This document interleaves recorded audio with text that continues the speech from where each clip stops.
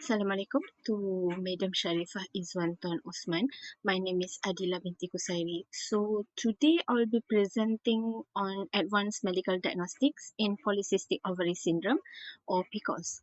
This presentation will focus on why PCOS is clinically important, how it is screened and diagnosed, and how modern molecular diagnostic enhance accuracy.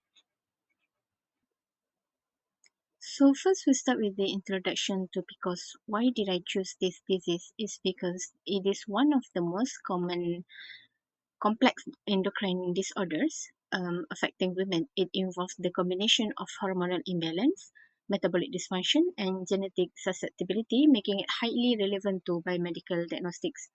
According to Sidam and Yildiz in 2025, PCOS is often underdiagnosed due to its heterogeneous presentation, which highlights the need for improved and integrated diagnostic approach using both non-molecular and molecular testing.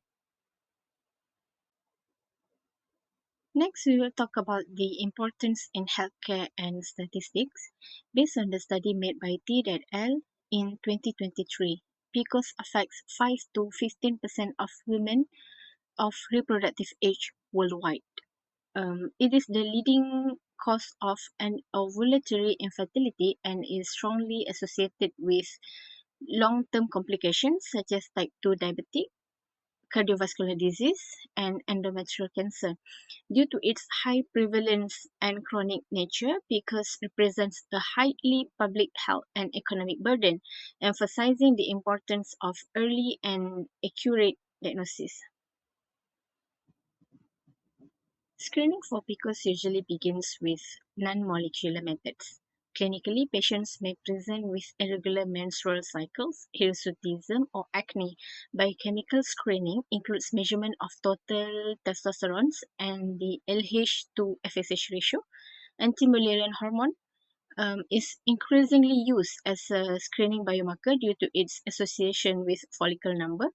Imaging, particularly transvaginal ultrasound, is used to assess ovarian morphology. So next we'll look into the differential diagnosis of PCOS. Several conditions can present with symptoms similar to PCOS and must be excluded before confirming the diagnosis. These include congenital and adrenal hyperplasia, androgen secreting tumors, Cushing's syndrome, thyroid dysfunction, and hyperprolactinemia. Therefore, PCOS is a diagnosis of exclusion, meaning other endocrine disorders must first be ruled out. So next, we move on to the molecular diagnostics. It provides deeper insight into the pathophysiology of PCOS. Genetic studies have identified susceptibility genes such as FTO, DENND1A, and LHCGR based on a study made by Siddiq et al. In 2023. These genetic biomarkers are detected using advanced analyzers such as next-generation sequencing for high-throughput variant detection, real-time PCR for targeted gene validation, and DNA microarray analysis for gene expression profiling. While genetic testing is not diagnostic on its own, it supports risk assessment and research into disease mechanisms. So what are the confirmation tests for PCOS? The diagnosis of PCOS is confirmed using the Rotterdam criteria. According to this criteria, the presence of any 2 out of 3 features is required. Example, hyperandrogenism, ovulatory dysfunction, and polycystic ovarian morphology on ultrasound. Confirmation is strengthened by consistent biochemical findings, elevated AMH levels, and the exclusion of differential diagnosis. So next, we talk about the data interpretation. Interpretation of PCOS diagnostic requires an integrated approach. Elevated androgen levels indicates hyperandrogenism, while high AMH reflects follicular arrest and ovarian dysfunction. Ultrasound findings confirm polycystic ovarian morphology, and genetic variants indicates increased susceptibility rather than definitive diagnosis.